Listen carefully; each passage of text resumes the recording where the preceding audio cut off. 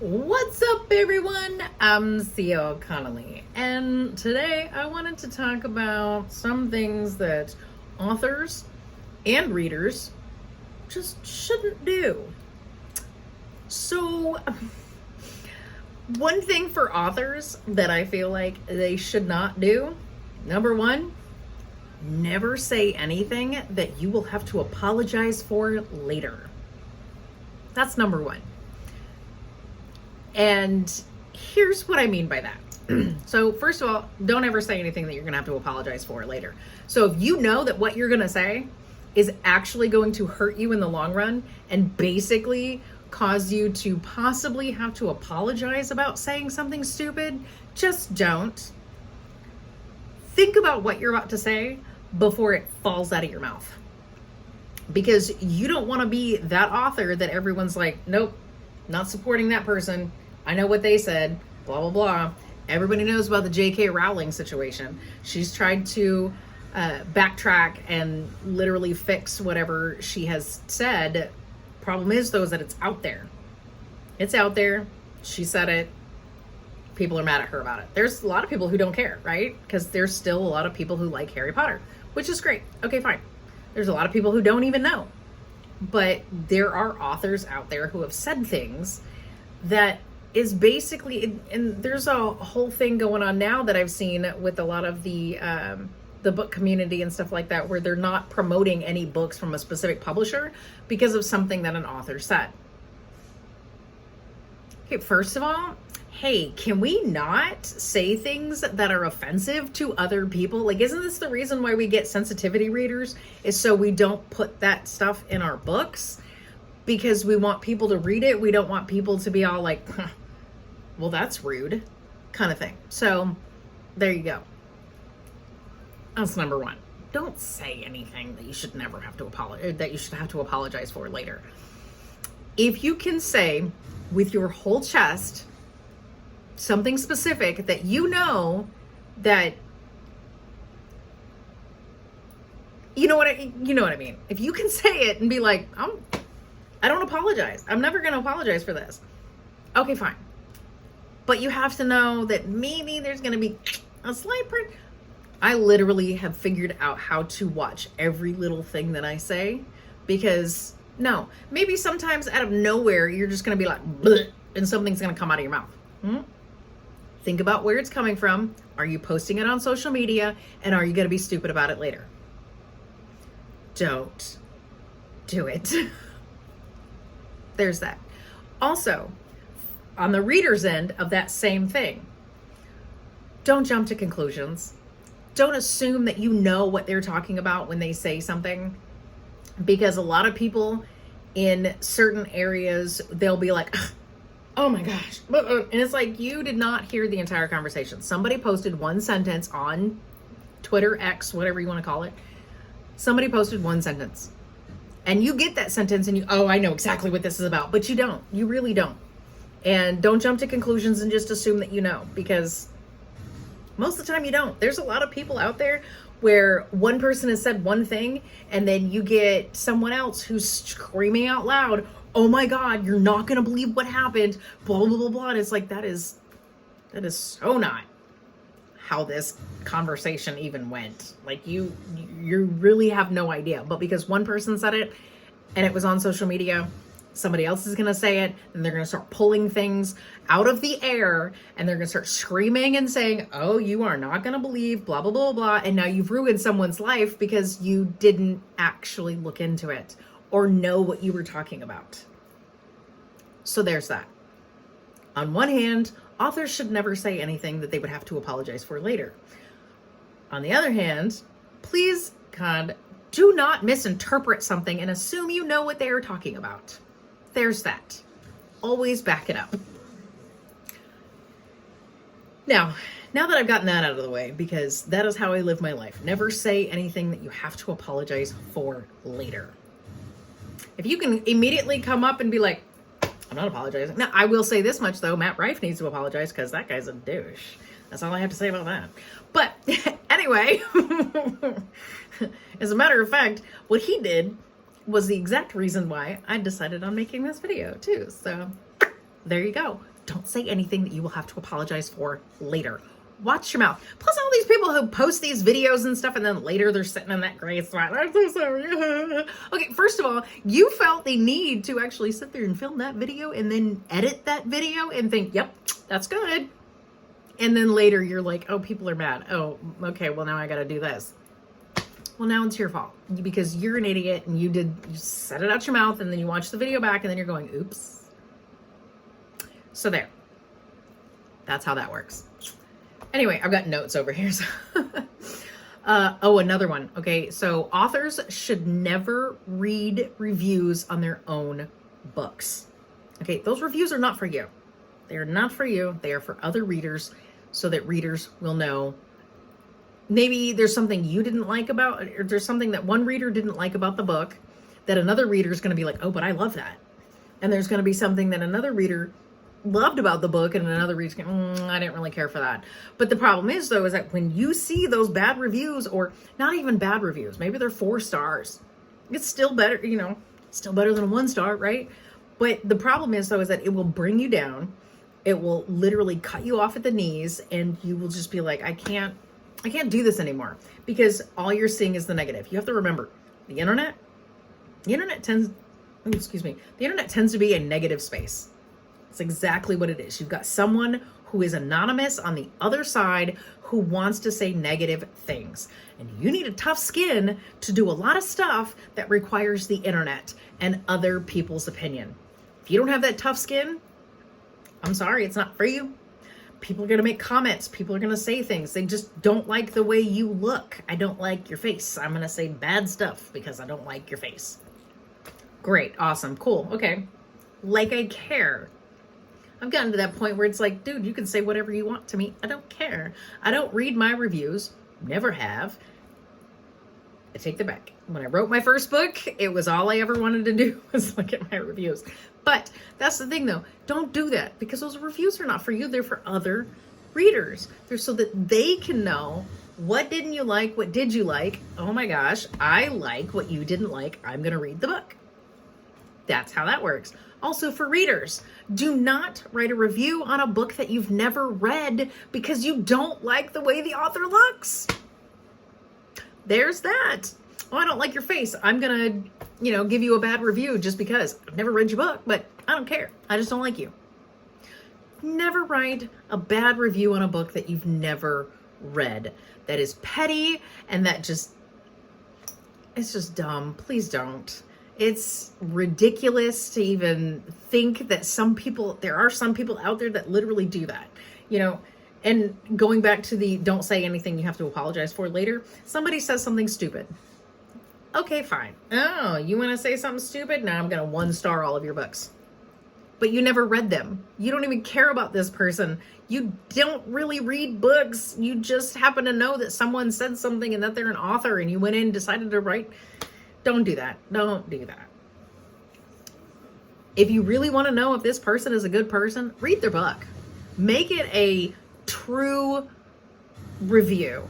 Don't do it. It's like these people who somebody says something about a restaurant and is all like, oh, this bad restaurant, blah, blah, blah. And then there's mob mentality where they all go in and go 1 star. You've never even been in that restaurant. Why would you do that? And I think it's petty and just wrong. But like I said, if you don't have a thick skin, you cannot handle the internet. The internet is a mean place. That's just where it works. So there's that. Authors. Authors should never respond to reviews. If you do plan on reading your reviews, okay, fine. Don't respond to them. Don't be like, well, you just didn't understand the book. Well, you're just not smart enough. Yada, yada, yada. That's the thing. Don't respond to reviews. Don't go in there and respond to these reviews. Like, what are you doing? No, stop reading the reviews. Leave it alone. So somebody didn't like your book. Who cares? Okay, it's not for them. Whatever. That's exactly how I feel about books that I've DNF'd. All right, these books just weren't for me. They weren't meant for me. I thought it sounded like a great story. I couldn't get into it. It wasn't for me. It's just how it works. And on the other hand, also, with readers, do not review a book criticizing the author and not the actual book itself. Like, if you're upset about something that the author put in the book, fine. Okay, great. But that should go with your review. I didn't appreciate this part of this. I didn't like this part of the book. That's how that works. Not like, oh, this author, was at a party the other day and this is what they did and this is what I saw and yada yada. Oh, who cares? Who cares what they do on their personal life? Their job is the book.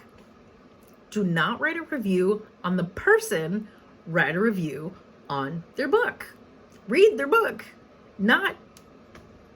They can be whoever they want to be as the person. Off the internet. Privately. Whoever, right? Just don't write a review on the author themselves and not criticize the book. Don't criticize the author. That's stupid to go into all of their books, especially when they have multiples. And you go in and you go to each one of their books and you give them a 1-star review on each one of their books, just saying, I hate this person, I hate this person, I hate this person type of thing. I don't like the way this person looks. I hate their face. I hate this. I hate that. Just don't do that. It's rude and gross and petty. Let's see. Oh, for authors, do not write stereotyped characters. First of all, that is dumb in all aspects. It is stupid to write a stereotyped character because, first of all, that is not who these people are. In any group of people, any group, it doesn't matter, if it's a disabled person or, a specific race or, this or that or whatever. I mean, aliens. Don't write the stereotype that someone else has created. That stereotype was done through telephone where somebody whispered it one time and then it ended up going all the way down the line and somebody at the end has turned it into way worse than what it actually was. These stereotypes are not real. They don't exist. It's literally picked from several different people of that specific group and, oh, that's just who they are. That's not true. Stereotypes are literally the negative parts of a group of people. That's just how it is. It's a stereotype is literally just the negative part. And you do not want a stereotyped character in your book because that right there is saying something that you will have to apologize for later. Just don't do it. It's ridiculous. It is the dumbest thing. Do not write a stereotyped character. Okay, back in the 60s, they used to do this shit all the time, and it's so annoying being like, why is it that is the one and only character who cannot complete a sentence properly? Like, the only character in the entire movie, and it's the only one who doesn't have proper grammar. Are you kidding me right now? Like, that is so rude. Do not do that. There are stereotyped characters.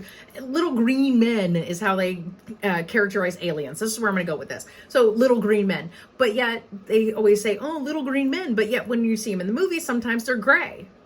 Okay, so they're not little green men. They're gray. So the stereotype is that they're green, but they're actually gray. Like, I don't know where I was going with that, but I'm just saying. And they used to always say that aliens have like the little antenna, whatever, and that I've seen aliens and just bald heads. Who's to say what aliens look like? Nobody actually knows. And they're the ones that are faking them and stuff like that. Anyway, just don't write stereotyped characters because it's fucking rude. Don't do that. And on the reader's hand, do not jump to conclusions that an author was being malicious with something. Okay? Because I'm going to tell you right now, in Friendly Misfortunes, I'm sorry, their animals keep moving around outside.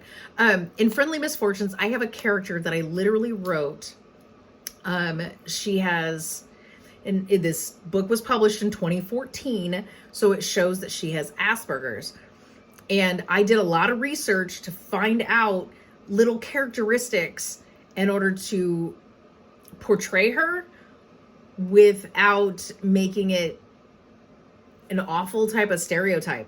I'm gonna put it that way.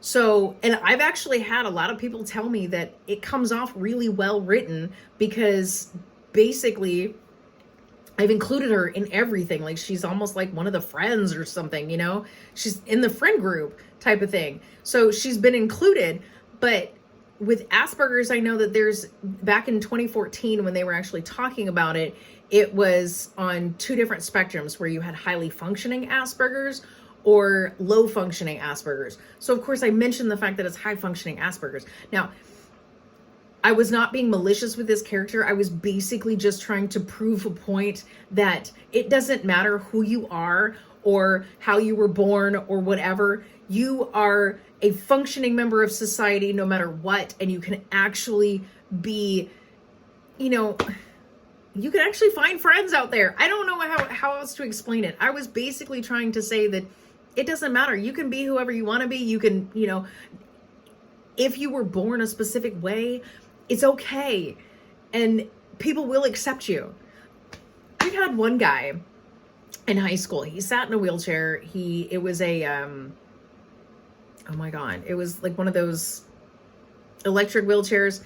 He could barely move. He had like that thing where all of his muscles kept tightening up, so he could barely move at all. All of his muscles had tightened up in his body. He could barely even push that button to get his wheelchair, but he was the most popular kid in our school. Everybody knew who this kid was. And all he wanted to do was graduate high school because he knew that his time would come. He wanted to graduate high school. He literally died 2 days after graduation, but he got to walk across that stage. Well, you get it. But he got to go across the stage, and he actually graduated high school. That's all he wanted in life. Great. But he was the most popular kid in school. We also had like a 3-foot kid, and his best friend was a 6'5" guy. And it was so funny watching them walk down the halls together because, you know, the 3-foot tall guy was literally as big as his backpack. And no, I'm not going to tell you any of their names, even though I do know every single one of them.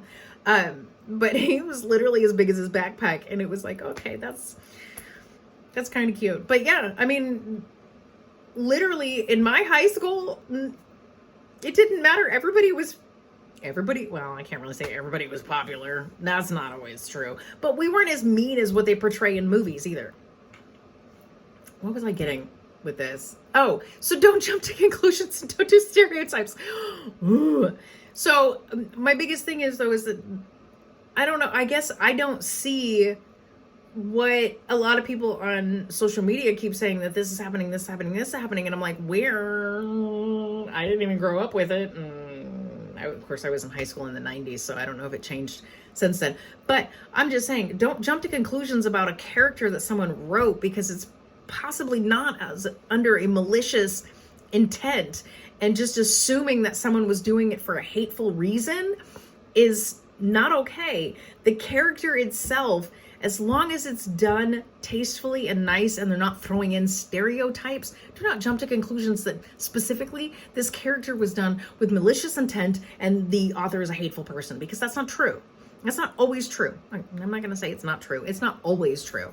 Okay, because I know that there are people who literally put certain things in their books as malicious because they won't say it out loud. So they figure if they slip it into their book, it's okay because it's the book. It's fiction.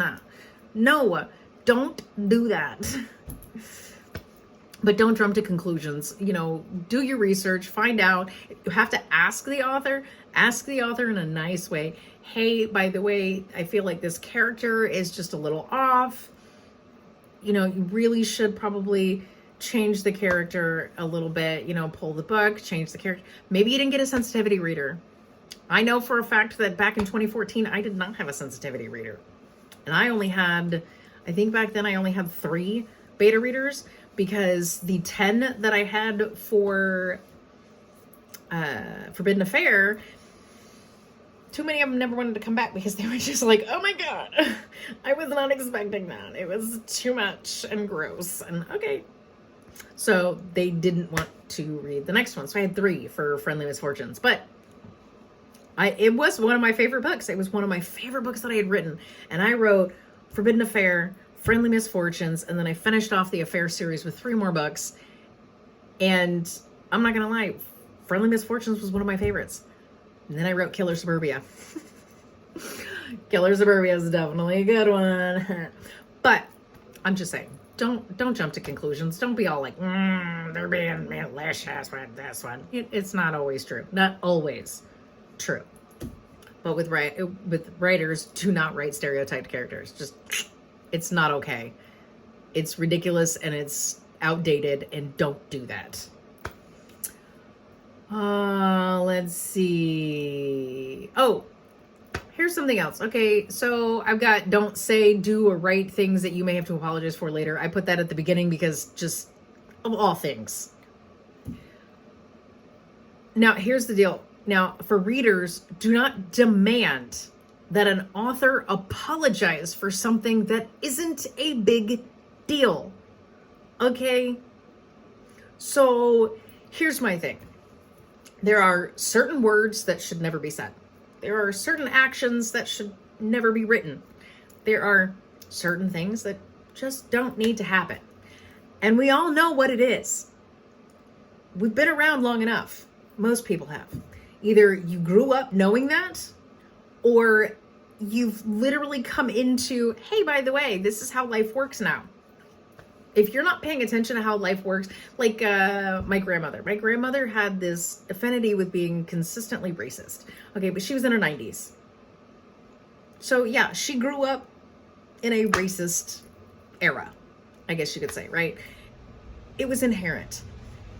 My mother may have grown up with her, but my mother hated that side of my grandmother. She always used to tell her all the time, do not say that, do not do that. This is not how this goes in my house. You're not going to do that in my house. So there's the thing.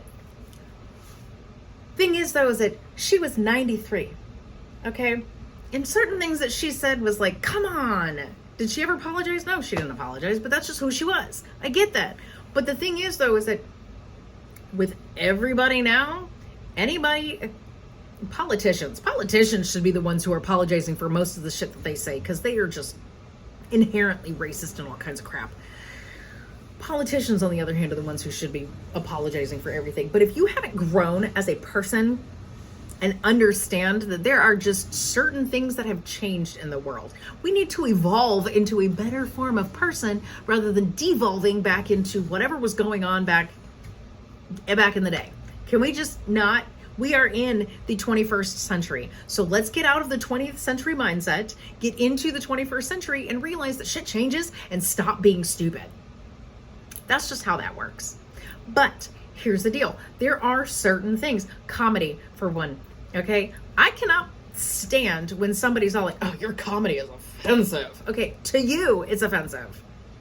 Okay, first of all, that was back in the 90s. I'm going to put it this way. Back in the 90s, comedy was always offensive. And it was offensive because it was funny. And it was always real life scenarios that made it funny. It's funny because it's true type of thing. Okay? Comedy has the right to do stereotypes. They just do. Because it's funny because it's true sometimes. Right? Now, here's the deal with that. I'm not justifying what Matt Rife has said, because that dick does need to apologize, because no. But there is another comedian that I know of who literally stopped doing stand-up comedy because some Karen decided to go, I'm offended by your jokes. And he goes, then why are you at my show? I agree with that. Why are you here? If you don't like comedy, go away. You know, but the thing is, though, is that you should apologize to me. Apologize to you. You're the only one in this entire group of people who had a problem with what I said. That's what I'm talking about. Do not force someone to apologize for something that you, only you, found offensive because it hurt your feelings. Do not force an apology from someone. Like I said, there are things that I say, and I have already watched it, and I know exactly what I'm about to say before I say it, because there is no reason for me to apologize. Am I going to apologize for saying this? No, not at all. I agree. If you don't like comedy, don't watch comedy. If somebody says something offensive to you, you are one person, and okay, fine. Don't make mob mentality where you get 100 other people, thousands of other people in on you, where you basically have now changed the story to accommodate your offensive or your offend, whatever. Okay. And then now somehow, because you want everyone else to feel offended by it, you have now twisted it, and now all these other people are offended too. Nope. Not gonna apologize because you felt offended by something I said and you twisted. There it is. That's how that works. Do not force people to apologize. Do not say, oh, this person needs to apologize for this, or this person needs to apologize for that. My thing is that if people would, and I'm not, like I said, it's only because it's so prevalent right now. It's the only reason why I keep bringing it up. My thing is, though, is that if people wouldn't have said anything to Matt Rife about apologizing, I'm willing to guarantee he wouldn't have doubled down. But technically what he did was wrong. And the thing with the little kid, what a douche. God, that was so wrong. He shouldn't have said anything to that kid. But basically, my biggest thing is Jerry Seinfeld. Jerry Seinfeld did a comedy routine recently. I think it was like 2017, 2018. It may have been 2016. I don't know. It was a long time ago. It was in the 2010s either way. And he did a comedy thing where he was on tour and he did this comedy thing, blah, blah, blah. And then someone was offended by his jokes and literally got mad at him and started heckling him. And he was like, you know what, fine, forget this. I'm not doing stand-up comedy anymore because people are so mean about it. It's like, oh, I'm sorry. Did you get your feelings hurt, lady? Because it, you know, hit a chord with you. Okay, first of all, Jerry Seinfeld is funny. I like Jerry Seinfeld. I think he's a great guy. So, and I actually had seen clips right before she started heckling him and talking about how she was offended. And it's all like, why? I'm glad he didn't apologize for that. So glad he did not apologize for that. That was awesome. Because whatever she was offended by, it didn't make any sense. I don't know what she was offended by. I literally have no clue. So anyway, people are offended by some of these stupidest stuff nowadays. I'm surprised that half the time these theme parks are still in business because people are so impatient too. But anyway, if you're offended, don't twist what you want to make the narrative in order to force someone to apologize. Because I'm telling you now, if this person actually says something with their whole chest and is not apologetic for it, you're the only one who's actually going to be hurt by this, because eventually other people are going to not care anymore and you're going to be the only one who does. So there you go. Don't be apologetic and don't force people to apologize. If they don't want to, forget it. Move on. Move on with your life. Oh, I've got one more thing, and this is a biggie, and this is the one that really gets people in trouble, okay? So, here's the deal. Do not steal. No, that is not what this says. Yes, that's exactly what it says. Do not steal another writer's idea and write an identical book. Don't do that. Don't do that. Like, here's my thought, okay? Friendly Misfortunes. The guy taxidermies his victims. I've actually had movies suggested to me because I've never seen these movies before. And because of Friendly Misfortunes, somebody says, oh, hey, that sounds like the, movie, I don't know, it has Elijah Wood in it, where basically he turns these women into mannequins, right? Okay, fine. But he doesn't taxidermy them. He literally turns them into mannequins, or thinks they're mannequins or something. I don't know. I've only seen the movie a couple of times because it was weird. But anyway, so don't take, if you find that an author has written something and you're all like, oh, well, this is kind of neat. Okay, great. Don't go and try to change the names of the characters, but the rest of the story is the exact same. Okay, so I'm going to change the names of these characters here so that I like the names better. And then, that's a big book. Sorry. Don't change the name of the characters because I like them better. And then the profession of some of these people. Oh, well, in the book I read, he was the retailer at a bookstore, but I'm going to turn him into a shoe cobbler because that just sounds like more fun, right? But it's the same book. You still, I'm sorry. No, you cannot do that. You cannot just take the entire book, change the names of the characters. And that's something else that I have to say. Copyright laws. That's plagiarism. You cannot do that. And also with readers, do not claim that an author plagiarized something. Because what you need to do is you need to check the copyrights. There's a copyright page at the beginning of each one of the books. It's usually the third page on the backside. And it literally tells you the copyright of that book, what year it was copyrighted and who it was copyrighted by. So if you get a book and it shows that it was copyrighted in 1997 and you're saying they plagiarized this other book, but then you realize that the other book that you thought that was plagiarized by this other one from 1997, you realize it was published in 2011. Okay, now you know that the one from 2011 is the one that was plagiarized and not the one from 1997. So you need to think of it that way. Yes, there have been a couple of books where I was like, this seems familiar. Exactly. Yes. I have had a few books that have come up recently that I have looked at. These are not the same books that I was talking about in my last video. But I don't know what the heck that was. The thing is that when you start reading a new book that you've read from back in the day, and you start thinking to yourself, this seems really familiar. And I did that with a movie recently where I was like, this movie seems really familiar, and I know I've never seen it before. And I started going through and thinking about it, and I was like, okay, now I know why this movie seems really familiar. Different title, different characters, same movie premise, and it's kind of irritating.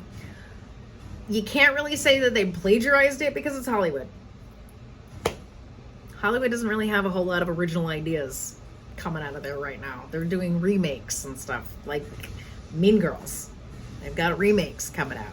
It's the one that, did the best was Mean Girls. Oh, okay, well, we got a lot of money off of this one, and I was able to spin it this way and that way. Well, Mean Girls was originally a book called Queen Bees and Wannabes.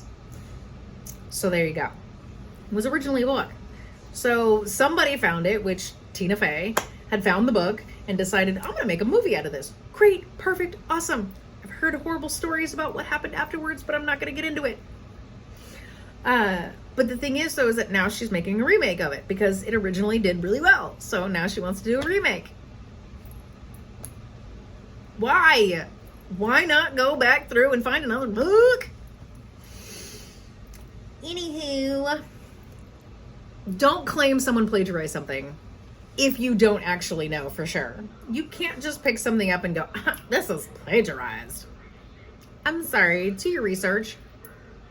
Do your research. That's just how this is. And this is a longer video than I'm used to doing, but that is all that I have for that. Let's see. Thursday, I will be talking about the things that should be done instead. Yeah, that's it. So anyway, I'm post new videos every Monday and Thursday. Like, comment, share, subscribe, blah, blah, blah, whatever. I don't care what you do whatever with your life. I'm just here living my life, talking to a camera, writing books, getting ready to publish book number 10. So there you go. Okay, see you on Thursday. Okay, bye.